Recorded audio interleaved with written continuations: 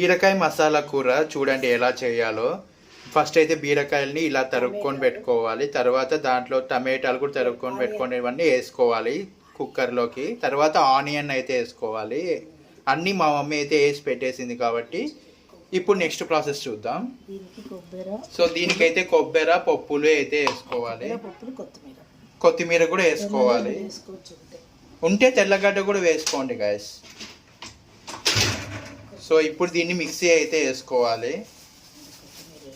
So కొత్తిమీర వేస్తున్నాం చూడండి. చూస్తున్నారు కదా, కొత్తిమీర అయితే వేసినాము. ఇప్పుడు ఇది మిక్సీ వేసుకోవాలి.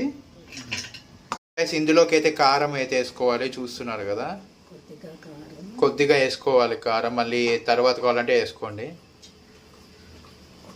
సో తర్వాత అయితే పసుపు వేసుకోవాలి 2 స్పూన్స్.